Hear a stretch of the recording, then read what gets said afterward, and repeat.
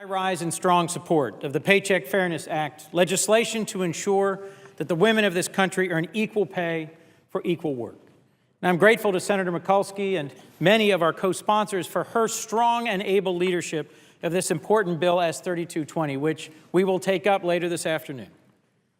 The principle of equal pay for equal work is a simple, powerful principle of basic fairness. In this year of 2012, no one should earn less for doing the same job just because of their gender. This legislation is an important step forward. It would plug holes and make critical changes in the law that would ensure the promise of equal pay that was first enshrined in our law decades ago. This legislation would deter wage discrimination by closing loopholes in the Equal Pay Act and barring retaliation against workers who disclose their wages to colleagues.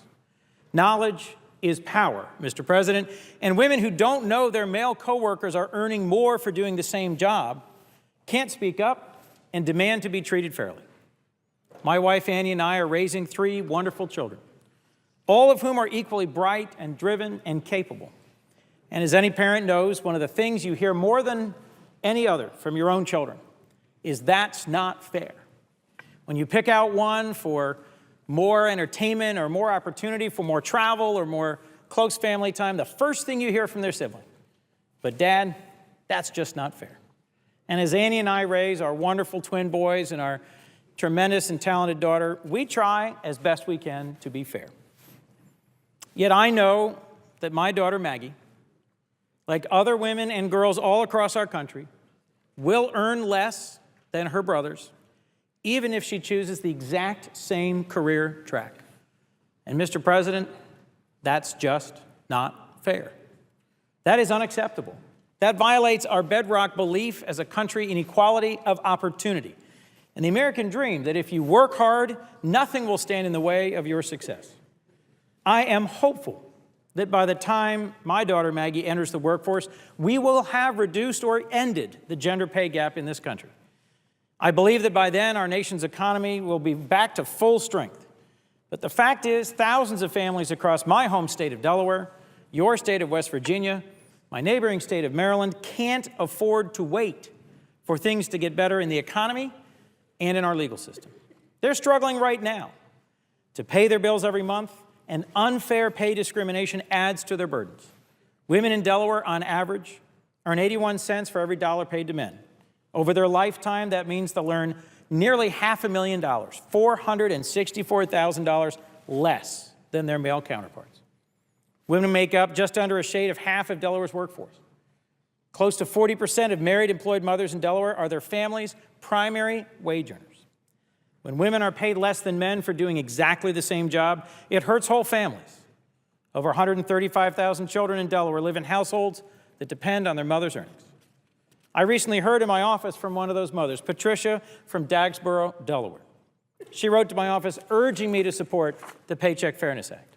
She wrote, quote, "Without my paycheck, we could not have afforded to pay for the college tuition for 2 of our children. And if I had been paid equally for equal work, experience, and education, it's likely neither of them would have had to take out student loans in order to close the gap and make ends meet." She urged me to support the Paycheck Fairness Act. So, Mr. President, Paycheck Fairness has wide-ranging consequences, from covering the cost of higher education to mortgage payments to everyday bills and consumer spending. Income earned by women is a key driver, a key contributor to our economy. Some have attributed, even on this floor, the pay gap to differing priorities, or to the idea that some women choose to work fewer hours in order to spend more time with their families or to meet their family care commitments. But the facts simply do not bear out this theory. Women earn less starting the very moment they graduate from school, before they've made any choices about family or work-life balance. That shows us that pay discrimination is real. Study after study has shown it is pervasive, and in my view, and that of many of my colleagues, it needs to finally be stopped. The gender pay gap persists across all occupations and educational levels, but it is especially hard on minorities and female-headed households, which are much more likely, as a consequence, to be low income. The consequences of the gender pay gap remain even when a woman stops working. because after a lifetime of lower earnings, the average Social Security benefit for American women under 65 is about $12,000 compared to $16,000 for men of the same age. Well, if I might then, Mr. President, say in conclusion, there's not a member of this body who would dispute women are just as educated, just as trained, just as capable as their male colleagues in so many ways across our whole society. There should be then no difference in the equality of the pay that they receive for that work. I support the Paycheck Fairness Act because it will help women fight for the equal pay they've earned, and I urge my colleagues to do the same.